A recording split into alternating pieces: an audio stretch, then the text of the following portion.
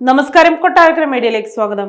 യുവതാരം കവിൻ നായകനായി ഏറ്റവും ഒടുവിൽ പുറത്തിറങ്ങിയ ചിത്രം കിസ് OTT റിലീസിനൊരുങ്ങുന്നു. സതീഷ് സംവിധാനം ചെയ്ത ഈ തമിഴ് ചിത്രത്തിൽ പ്രീതി അസ്രാണിയായിരുന്നു നായിക.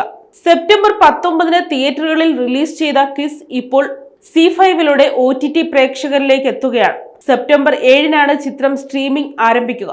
കവിന്റെ ആരാധകർ ഏറെ പ്രതീക്ഷയോടെ കാത്തിരുന്ന ഈ ചിത്രം OTT-യിലും മികച്ച പ്രേക്ഷക പ്രതികരണം നേടുമെന്നാണ് പ്രതീക്ഷിക്കുന്നത്.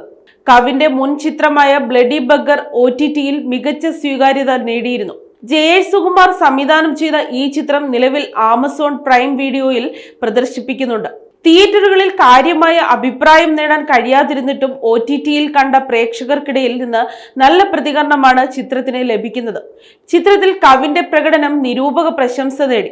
രജനീകാന്തിന്റെ ജയിലർ സിനിമയുടെ സംവിധായകൻ നെൽസൺ ഫിലമൻ പിക്ചേഴ്സിന്റെ ബാനറിൽ ഈ ചിത്രം നിർമ്മിച്ചു എന്നതും ശ്രദ്ധേയമാണ്. രാധാരവി, റെഡിൻ കിങ്സ്ലെ തുടങ്ങി നിരവധി താരങ്ങളും ഈ ചിത്രത്തിൽ പ്രധാന കഥാപാത്രങ്ങളെ അവതരിപ്പിച്ചു.